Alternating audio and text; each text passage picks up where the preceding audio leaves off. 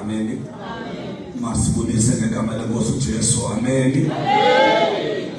Umzalwane uThembelani Richard Mqumeni sindisiweyo samazana sixolele ngamthanda kakhulu Yesu owayenzela iceba impilo yami ihamba uzithandela kulokishi yaseMdantsane wafika uYesu, amen. Wayihlangula impilo yami ngumntwana kaThixo ndasuka ku-level ebangumuntu kaThixo kodwa ndangena kwi-level yokuba bengumntwana kaThixo, amen. Ilento le ngumuntu olithandayo igunya, bayayazi ke siqhuba nabo ukuthi itopic yethu ithi igunya, itopic yethu ithi authority. Then ke zonke ezinye subtitles ezi sithetha ngazo sisukela kule title ethi igunya, ukuthi into yonke siyenzayo sinikeziwe igunya, amen. Wonke indawo into yenzayo ufika athathe igunya akuyeke umkhonto uThixo. Kangancaki na usathana noma ungathetha izilwimi noba ungakhonza unganikela ungakanjalo usathana usangaqala as long as ukustrip off igunya akushiyo naked kule ndawo yegunya, then amademon akhe adlala ngawo.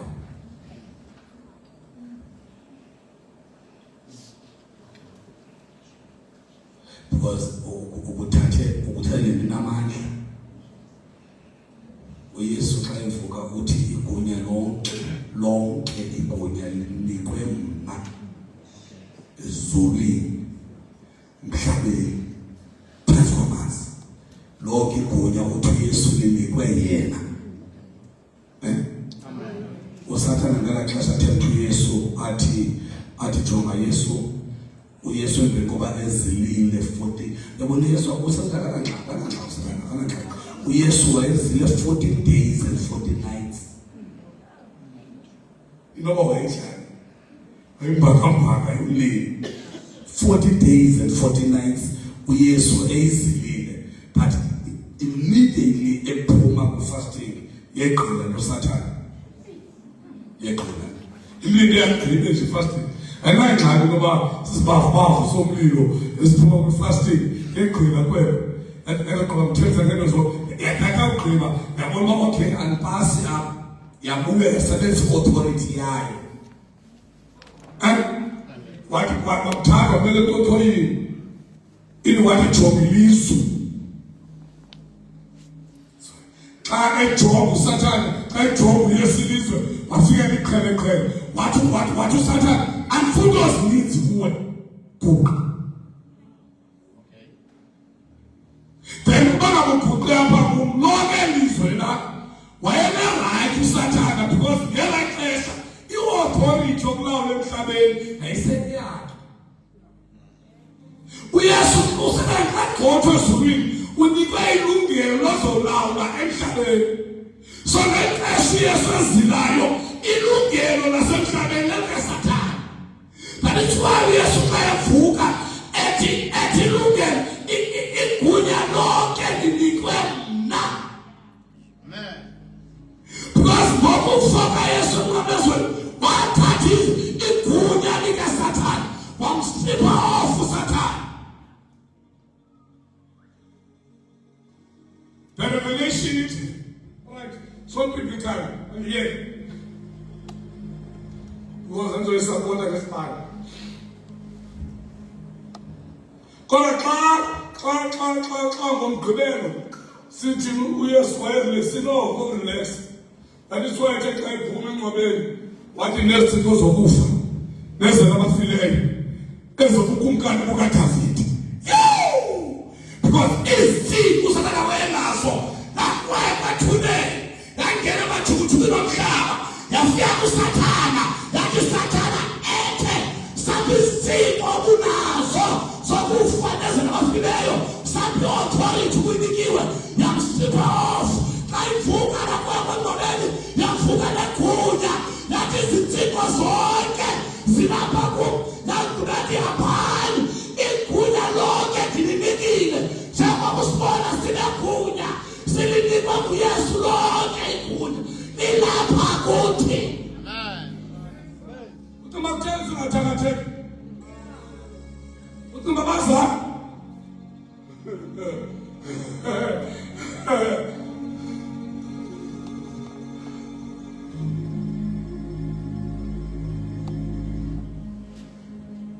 Bazali xa iguli sisebenza lo ilingaka qoba umvuselelo bayazi ndiyagoduka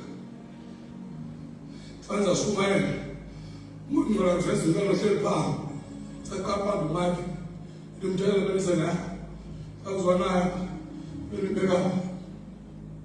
Hallelujah.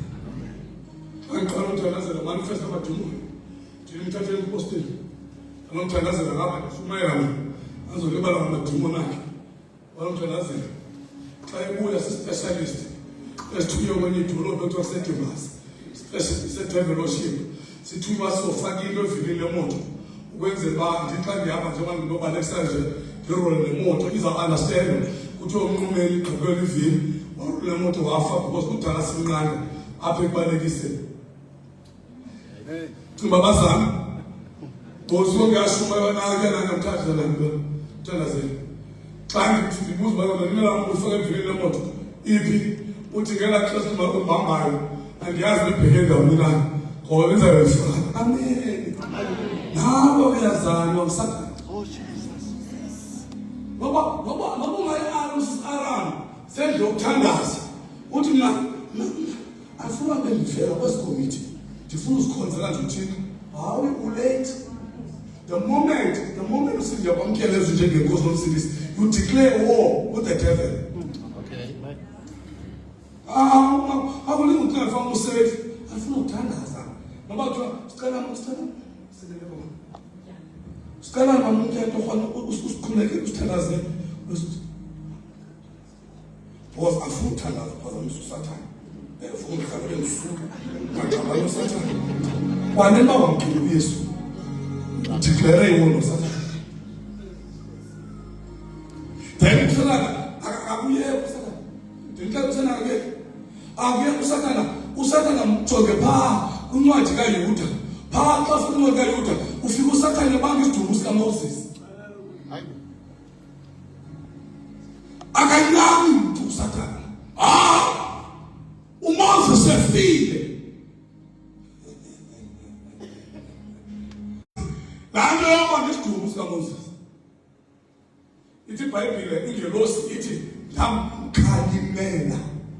Ingelosi yasebenza i-authority yayo yamkhalimela uSathane, otherwise ayingenakwazi ukuxoxa noSathane.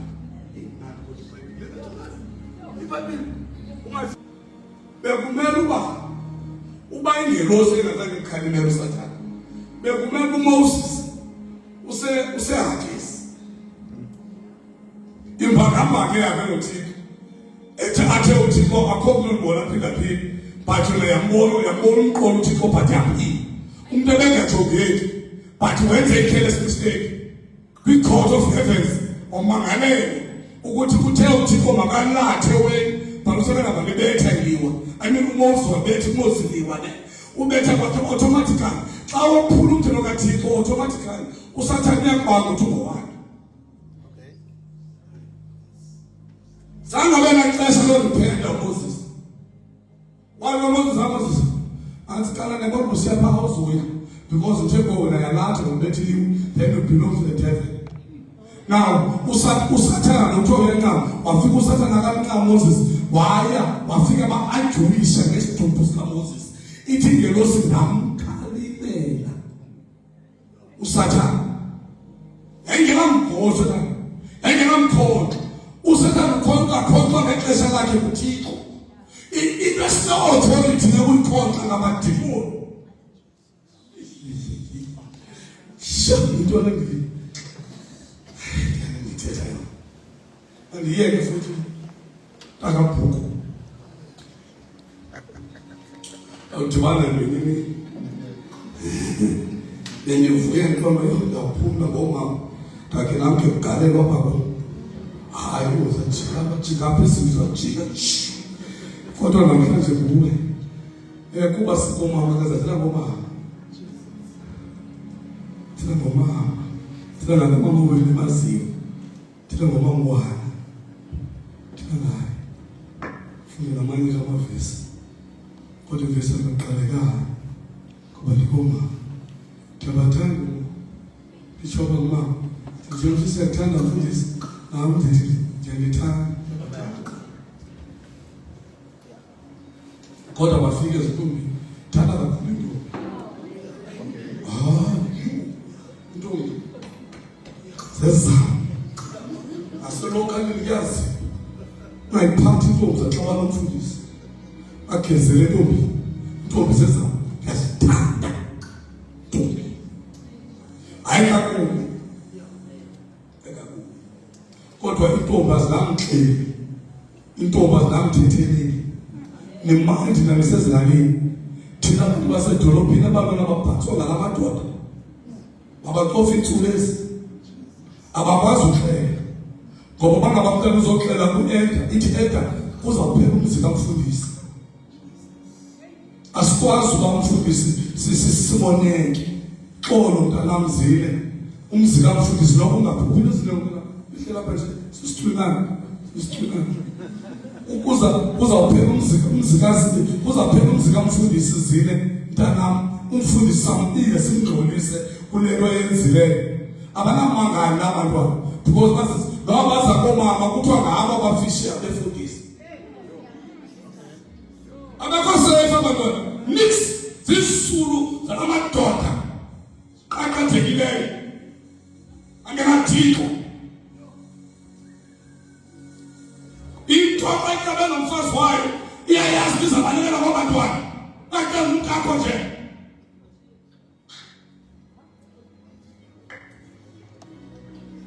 phela umkakho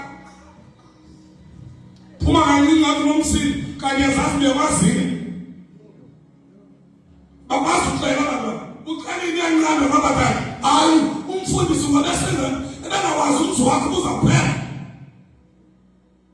ngoba ufuna akhusele ngomntana womntu abakwazi ukuxela kanti bangabandiphethe umakhoda bangiselele mama nkonzo uba ndiphethe umakhoda unkonzo ungandixela kumye lakhe indoda yakhe ileqa ngebhumbulu kuthiwa umfundisi uqhubeka ubalekisiwe ngoba ebephethe umakhoda unkonzo leka ngomphu kodwa makasemka kwa ebandleni ngobulelo ukonzo ukuthi soze ngigezele indoda emfazini wami bona abantwana shamed around them rotanders namnikazi oxhela ngixelela indoda ebandleni ndibuke abaphatha abantwana before ndikusika linqindi kayidala ndaphakaphaka ingxaki yam andibanga mlophakaphaka anamlophakaphaka kophakaphaka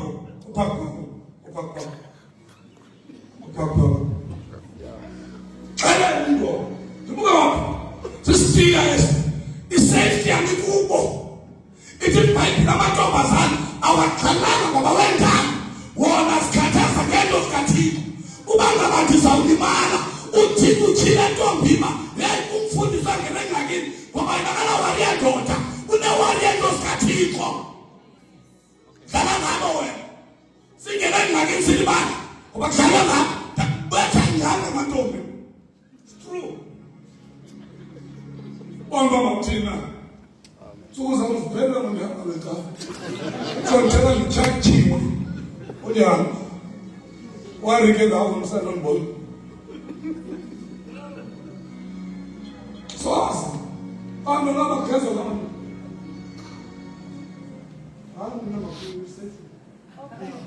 ababaiyo abaqabasefi anomfuza ubhawuthi yafika lonqumi xa sihamba abayikosikazi okunxa asimbuya asibuyelotela nxa bathi awusavuke lanqumi akubobuzi nosuku unyoko umbuzo umbuzo kaloku nawe wonke ngam wawuthi xa ungena ngqa xa uphuma nam izawufika ndimjonge nje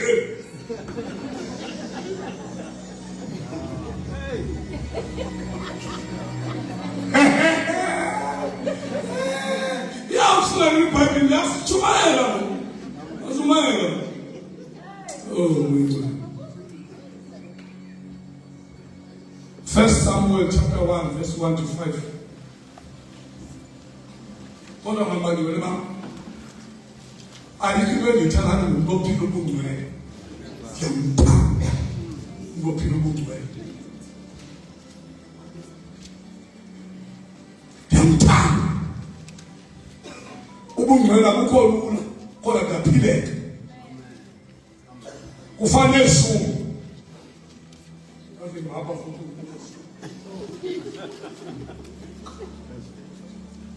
ubungcwele kufanele ishumu awukonzeleliswa ukukhupha ishumu sisiginqo as a result o-apostle bathi masingakhuphi ishumu o-apostle bathi ishumu is outdated into ye-Old Testament uyabazi bona benza ntoni elokishini kakhulu uyabazi o-apostle benza ntoni elokishini bathi banike isivuno sonyaka. La isivuno sonyaka ntoni? Ngonyaka ngenyanga iyi-1 isalari yakho yonke yakhe.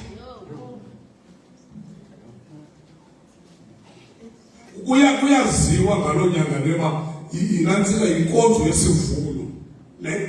Inkonzo yesivuno lonke nje mathela manje isalari ezenu ngamanyaka sezikamfundisi. Ani nginatapela le mithuna pha uthetho oh ndimasantanzana ndikhonzisa eKapa Khayelitsha Kapa chati abazalwa bayi-4 1 boy 3 girls nabazalwa bayi-2 1 boy 1 girl.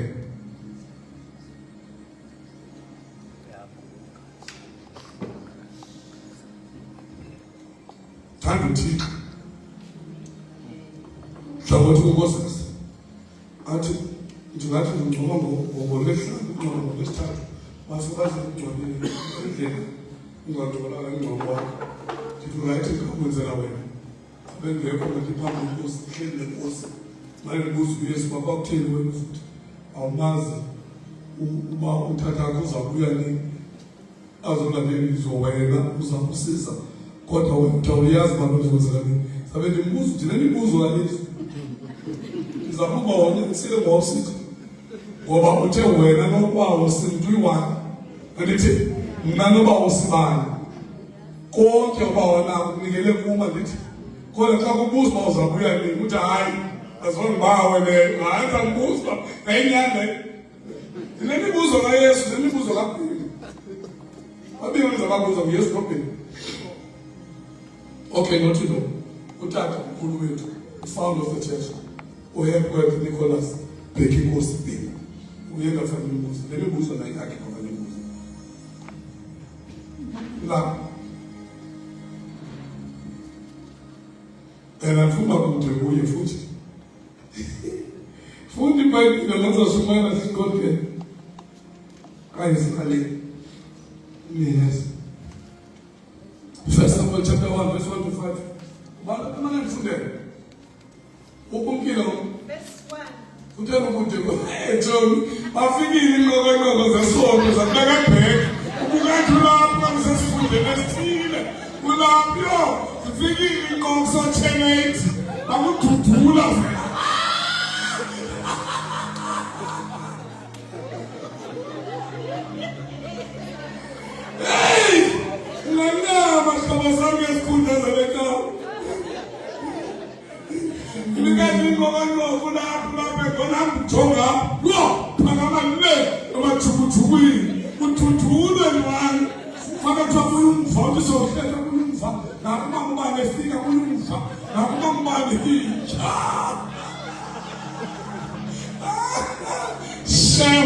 ayikagcoba nawe mjelendi tho uzathuthula bakho. Hallelujah. Vuyani Nkosini ngiyaphandela kanjani? Vuyani Nkosini. Sibize lo vuyo.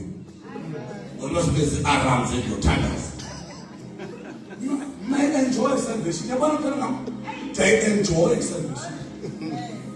Diphila ngalendlela. Uthi uPaul uChrist uMongcwele uthi uThixo uzityhilile kuthi ngomoya. Uthixo uzityhile kuthi ngomoya wakhe. Uthixo uzityhile kuthi. That is why man because after makanilithe lesuthi. Kunamaqatha ngaphandle ngibangakafu kuma kuthi mkhonza ngalendlela.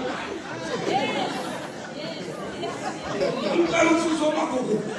Athi ngifuna ngisikelele, ngalithethe ngaphinde ngimtshela lokho. Uzoba banikazi behlanganweni.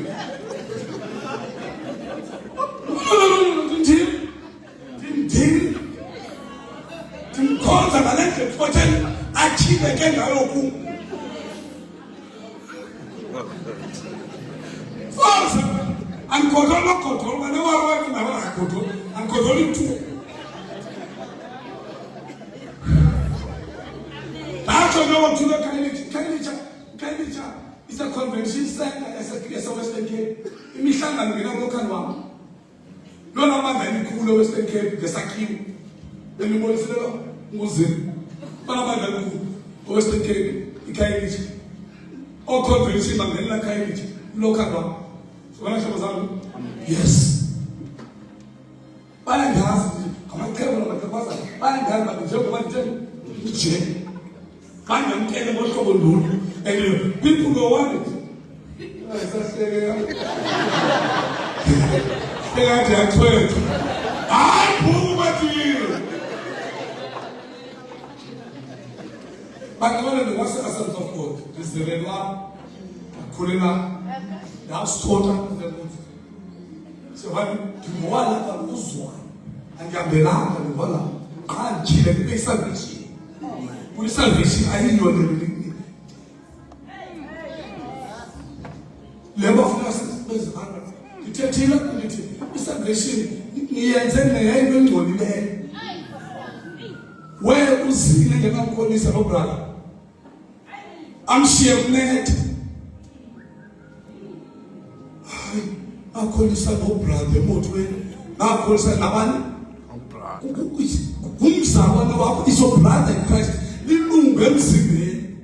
What to me was uthi atinamkhwelisa njalo brother wakho netho imvula nisebe direction one step down eyokitha ihamba ngenyawo uyofuna umsebenzi wangenyawo udlula lapho umdlule because insindiso yenziwe engolileyo ekhohlakeleyo engenomuntu noyenjoy enza ngcono because simsona bavele sicaweni bangena imithetho eqhawe kuyinto engcwele kaThixo umuntu ungqola enhlizweni uzina ngalana ngoma undressa igqibe abana picture yakhe inkulu uzina ngokwahlela ngoba enhlizweni ngolini enyame apha ku distance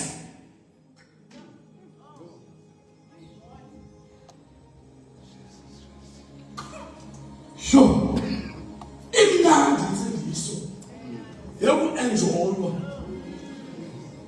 That is why umuntu uma kuleveki zasenxiba ibhluku because I enjoy salvation.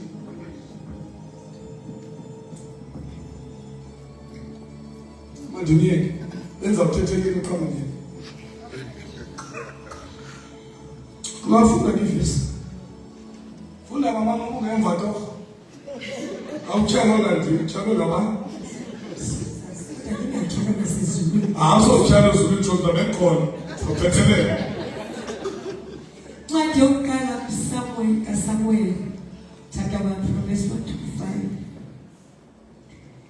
Kepha lokhu kwakukho ndoda ithile yaseRama, uMtsofi yakwele ntaba naba-Efrayimi, egama belingu Elikana, unyana kaYerohamu, unyana ka-Elihu, nyana kaTowu, nyana kaTsufi wakwa-Israyeli. Yayinabafazi ababili, igama lomnye laligwana, igama lwesibili linguPenina. uPenina ke wayinabantwana, uHana yena engenabantwana. Indoda leyo ibinyuka ivela emzini wayo iminyaka ngeminyaka iye kuqula ibingelele kuYehova wemikhosi eShilo. Babekhona ke onyana baka-Eli ababili, uHofeli noPhinehasi, ababingeleli bakaYehova.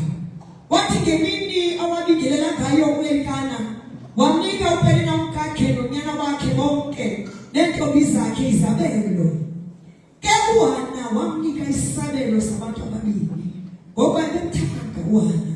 Ke uYehova esivalile isizalo sakhe. Ke uYehova ebesivalile isizalo sakhe. Bawo lizwi lakho siqinisile nje amen. Ke uYehova ebesivalile isizalo, uqinele izinto zibanjwe nguSathane kanti zibanjwe nguThixo. Ezizinto uthi zibanjwe nguSathane kanti zivalwe nguThixo. Zifuna ube nomthandazo nawe othi khumbula Thixo. Kulo mthandazo uzowenza namhlanje, umthandazo othi khumbula Thixo. Ndisebabo baba. Thunyoko baba mntazethu. Bese ngicele ukukhula ibhaki nami ningeke. Ungabuzi bakucela ukukhula ibhaki bese sihlelele. Bavunyelwa ngabamaxesha. Niliba umthembu. Ati. Good.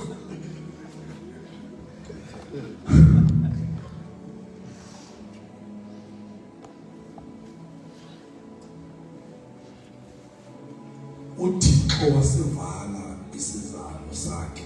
Asande mama. Verse 6. Verse 19. Verse 19.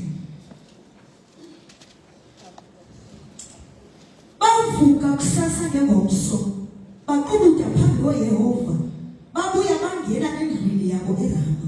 Elikana wamaziwa ngakha imali hlobo zami. Akho into igqiba umama uHana ingathi uthi ngokunto zingahambi kakuhle, but angahlali endlini.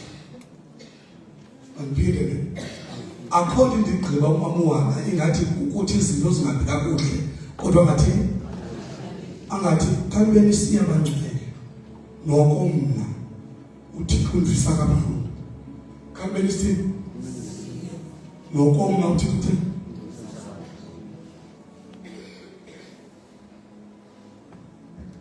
Yamthanda umama wakhe.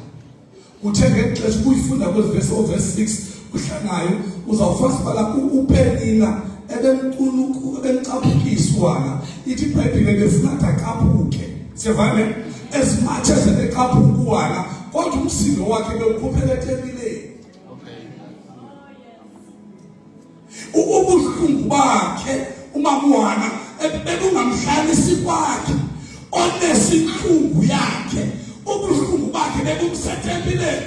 Uyabona phambi xa uphinde ufunda phambi ufumanise into yobana yena umama uHana waye washiyekela. Ngexesha kuthonziweyo ngethi kwakhonzwa kwaphela ukubingelela yaphela imicimbi yemibingelelo yonke kwagodukwa. Ithi iBhayibhile umama uHana wahlala etempileni. Xa hlala etempileni wathandaza. Kanti uThixo elukhona phethempileni njengoba bethandaza nje wathandaza. Ithi iBhayibhile kwabebeze inikelo yomlomo.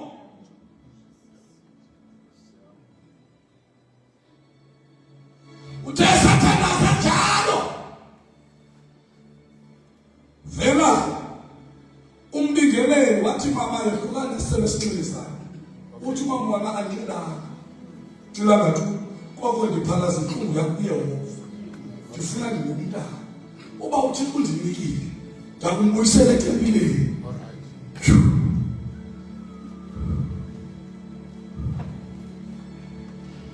Wathi umfundisi makwenzeke isicelo sakho. Mama awubonwabile.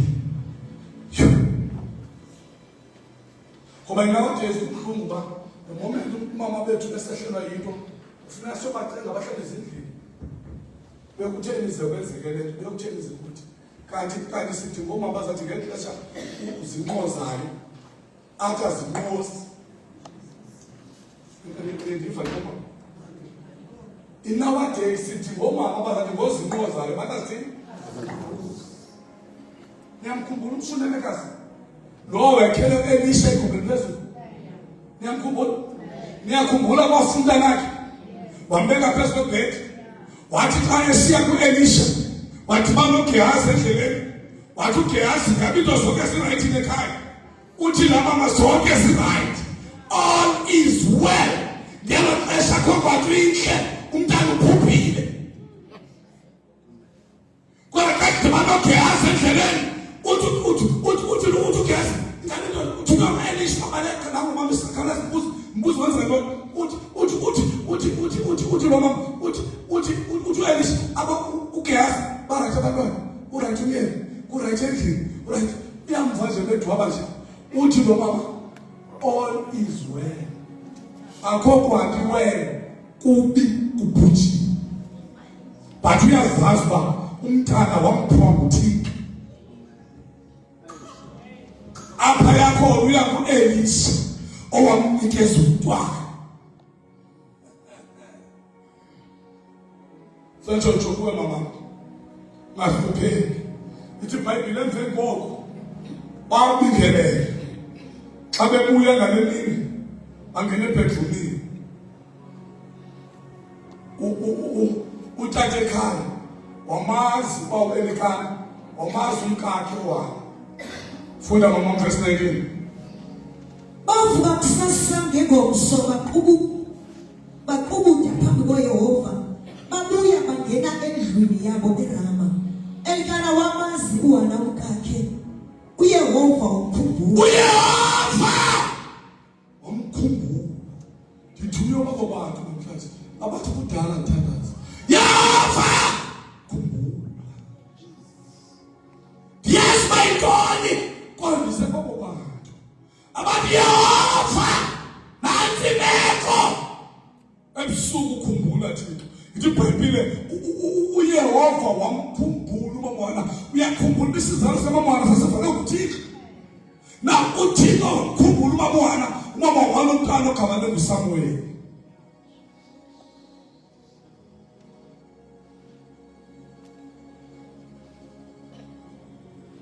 Isaiah 38 verse 3 to 5 topic yanamhlanje ikhumbula Thixo khumbula Thixo Isaiah 38 3 to 5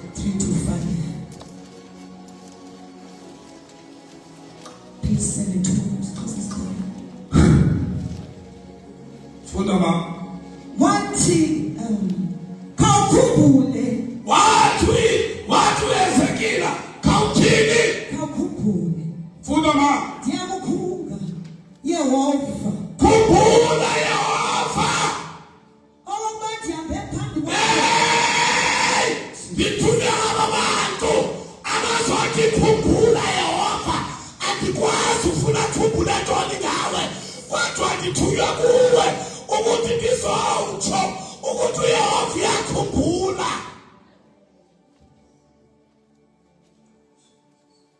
ukona izinto esizithandazela sizilibala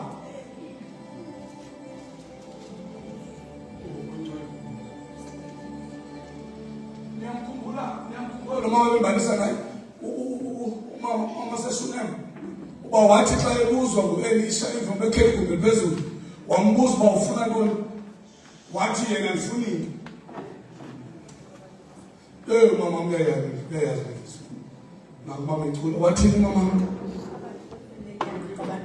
phakathi kwabantu basekhaya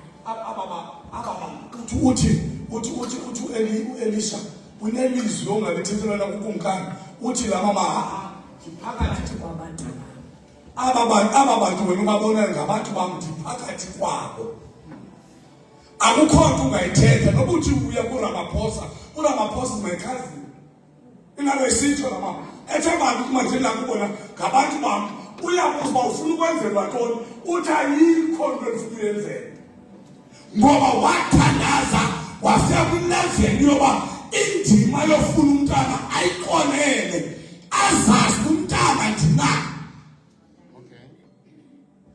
Xa kubuzwa wenzelwe ntoni ingxaki yakho yintoni ingxaki yongabi namntana uba maseshunam wayengaseyibaleki kuye because wayithandazela wagqitha kuyo wayazi uthixo azomnika abantwana so xa kufika lo esithi uzaba nomntana uyamkhumbula uthini uthi ungadlali ngamntu wakathixo.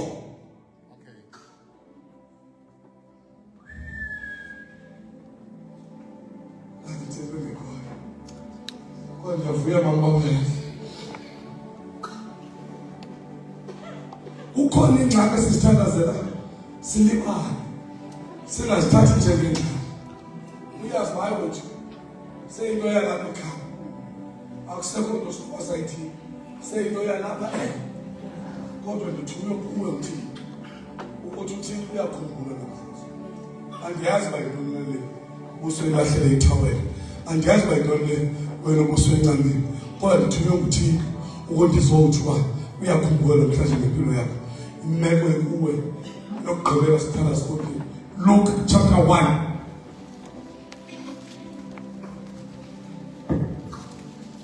Luke chapter 1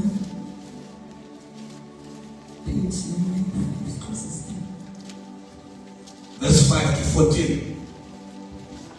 Ngemihla kaHerode ukumkani wabaYuda wayekukho umbingelelo othile ogama linguZakhariya engoweqela lika-Abiya nomfazi wakhe engosezintombi zikaAroni. Ndicela mani ndicela engakhululeki intloko ungalikhulekisi ndiyakhulekisa ngoku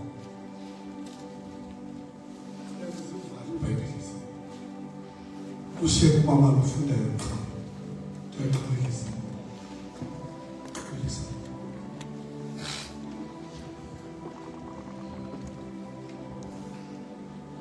verse 5 now. Ngemihla kaHerode ukumkani wabaYuda wayekukho umbingelelo othile ogama linguZakhariya. Bangcwele babaseMount Elifu xa kusithiwa ngumbingeleli ungumntu oclose kuThixo. Xa kuthethwa ngawe kuthiwa ungumbingeleli umbingeleli ngumntu oclose kuThixo. Umbingeleli nguye ocelela abantu uxolo kwizono zabo abacelele kuThixo.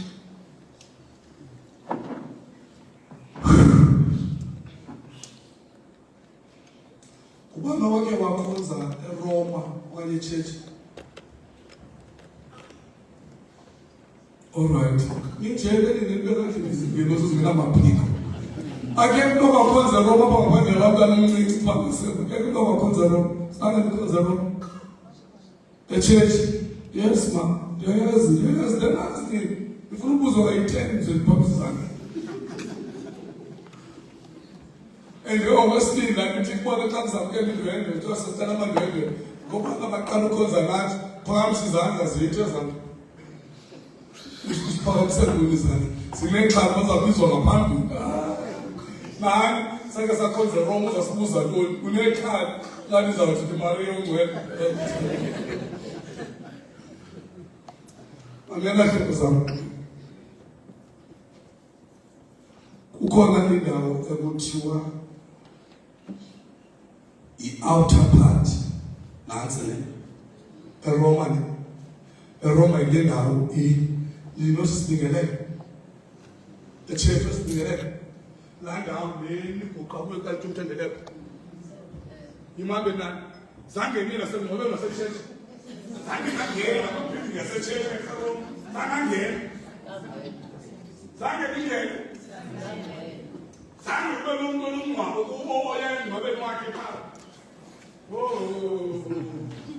phaa kuthi umthendelelo abangengcwaba ndithi niyababona baqabela umthendelelo bafike bame apha andithi akungena zitulweni phathe akabheli phaa abantu bamangapha kukho into phaa yenziweyo phaa evalileni oba yenziwa ngentsimbi oba yenziwa ngeplanga ne ivale abo bamazawuthi baphaa esitulweni baphakama bazomaka andithi yes yabona unyeze and then kubekho aba batyisayo baba kwingcwele abaqhumisayo ne bona baba kwingcwele second layer siyavana baba ku-second layer bona then batyisa abantu uyathatha uyatya omnye uyasela ngabantu inkulu mane sosulwa senisonye kusulwa siyavana hlobo zakho then kubekhoyo bababingeleli ke ngoku ngaba bona babangapha kwala pulpit ngaba aba batyisayo abana bezoganela ku because bona bafutshane uthini now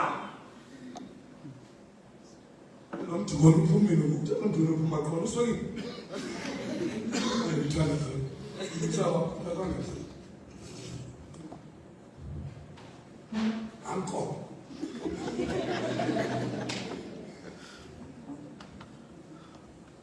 kambolo kitho le ibhayi kanye ichani is that no go ahead put it come is that wise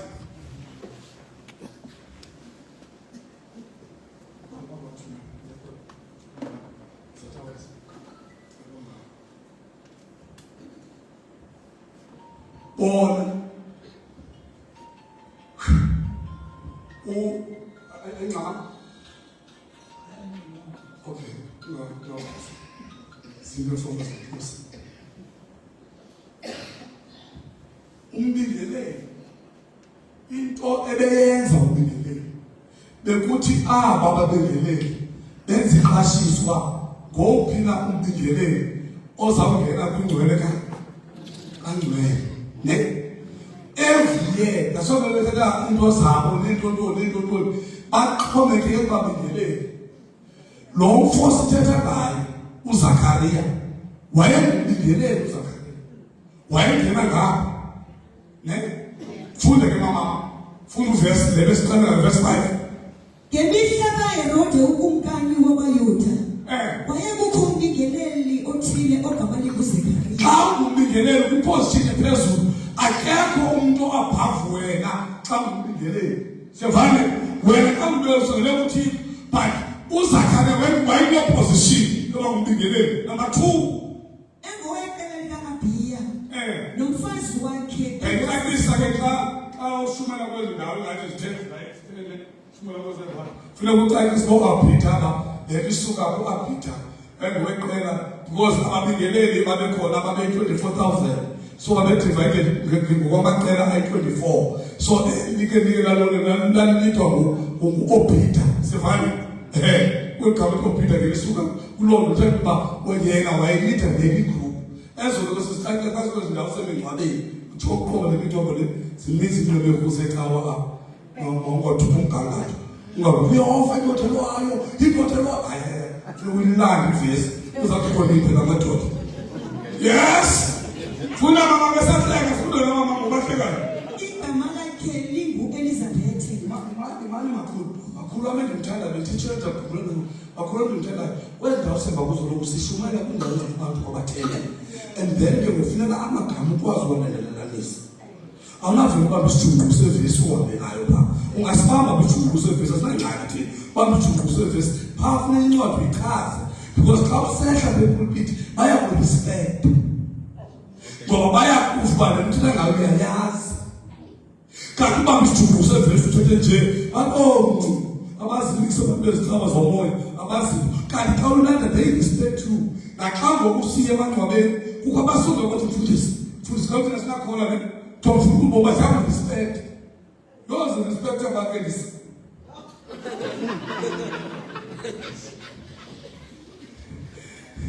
Fundama. Nomfazi wakhe owasezintyombeni zika-Aaron igama lakhe. U-Aaron namkhumbula u-Aaron wayembingeleli ngulophela kaMoses namkhumbula which means nalo mama naye uzalwa emzini wababingeleli. Bingeleli yile nto enzeka phezu kosini inkosi ayithandi ngabantu na funeka ithanda intombi Nkosi yes wamthanda lapha kwafuneka njengalokufana embingeleli nje kwafuneka athathe Elizabeth naye ophuma kumnqongo wababingela. But as much as babevela kwifemeli bobabili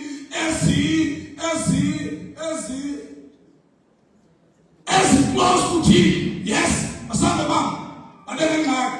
Bebengamalungisa ke bobabini emehlweni kaThixo. uThixo ebebazi ukuthi bangamalungisa, bavunwa nguThixo ukuthi bangamalungisa, yes ma. Behamba ngayo yonke imithetho ngemimiselo yenkosi bengenakusoleka. Verse 7. Baye bengenabantwana. Abantu abaqosi kuThixo bangabi nabantwana.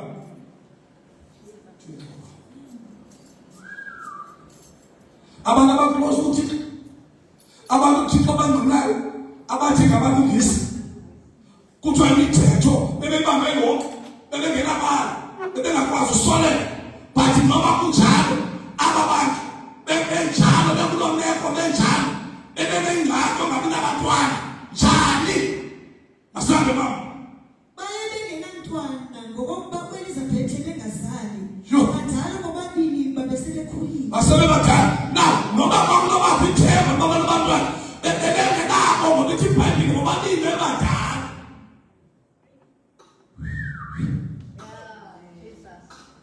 Mama.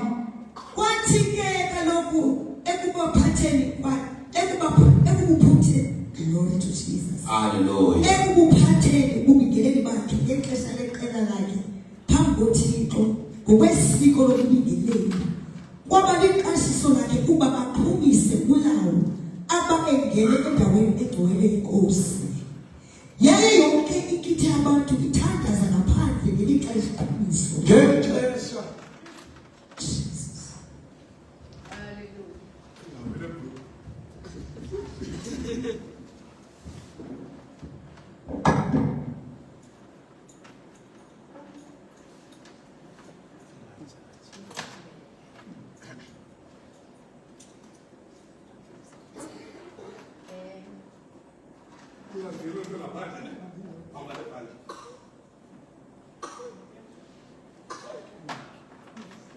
Masaba mama. Kwathi ke verse 9. Mama, verse 8. Ubeka nokukhumisa kwakhe. Kwathi ke kaloku ekubuphatheni ububingeleli bakhe ngexesha leqela lakhe phambi koThixo ngokwesiko lokubingeleli kwaba liqashiso lakhe kuba aqhubise ubulawo apha engene endaweni egcwele inkosi. Emveni kobe uZakhariya engene kwindawo engcwele, emveni kobe uZakhariya engene kwi-Holy of Holies, kwakukhona eveni babengakwazi abantu ukumbona. Kwakufuneka umntu phambi koba angene kwingcwele abangcwele aqala hlambulule yena angcengcezele izono zakhe phambi koba angcengcezele izono zabantu. That is why abayephumisa abantu bona ngaphandle ithi iBhayibhile bayabethandaza. Xa engena ngapha kwingcwele kangcwele abanye ababingeleli wayebotshwa ngamatheni esinqeni abotshwe ezinyaweni kwenzela uba uba ngabe ungena ngekho ngcwele ngapha uza kufa. Then if ufile ngapha nesi nazo azikwazi ungena ngapha simthathe ngoba singafela phaa. Into eziyenzayo ziyamtsala, zibala ixesha engenile zimtsale ngoba zinento ethi Thixo umnqumeni ungene ngapha engekho ngcwele ixesha lokubingelela liphelile umsiya senyuki gqityi ubingelelo foma sephumile unqumeni akaphumi zimtsala ngala matshina zibophelele umntu arhutyelwe ngaphandle ifela ngoba nazo zikwazi sivala abantu ngalixesha lakhe ukuthi naye abingelele angene kwingcwele kangcwele. Usambe mama. Verse 11. kwabonakala ke kuye isithunywa senkosi sibi ngasekunene kwesibigelelo sesikhumiso. Njengoba yena ekhumisa afika ingelosi yafana ixesha lokubingelela kwakhe masande mama Wakhathazeka uZekariya akusibona wangenelwa kukoyika. Sathi ke isithunywa eso kuye usawoyika Zekariya ngoba isikhungo sakho siviwe. isikhumbo sakastani Siviwe. siviwe bukhakwe uyakhumbula uthixo nawe namhlanje uthixo uzakukhumbula uma ninawama kudala ingala kudala ithanazela uthixo uyakhumbula nawe Zakariya khumbula njengoba kuqhubelana uZakariya ubhizi uxoxa nengelosi sibhizi ziyamtsala njengoba zimtsala nje uZakariya ubheka phambili ngoba umlandelwa i-communication yakhe nengelosi bayamtsala bathi ufile uyakhathilisa ngoba ujongene nengelosi uphelane nengelosi ababoni kwingcwele kangcwele. But guess what?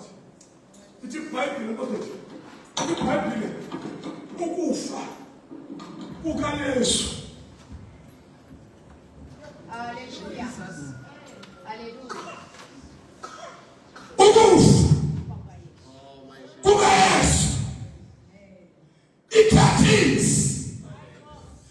yengcwele kangcwele was torn apart from top to bottom yakasuka ukuze thina singaxhomekeki ibingelele sisingenele kuyo ingcwele kangcwele ngelelathi igazi asindiphetela kwi siyasingelela ukufa kukaYesu. Khumbula Thixo. Let's pray. Khumbula Thixo. Khumbula Thixo. Khumbula Thixo.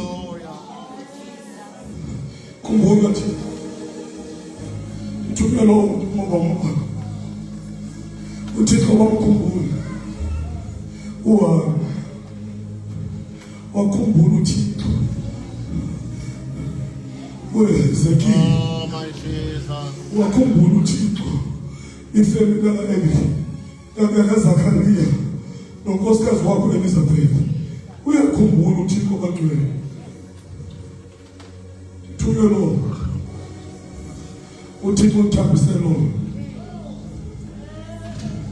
endibanda ubeka zandla abantu bena nakuthi uthandaza ufaith thandazela kakhulu izolo kodwa umoya uvuma ukuba ndingabeka abantu izandla abathi khumbula Thixo. My God.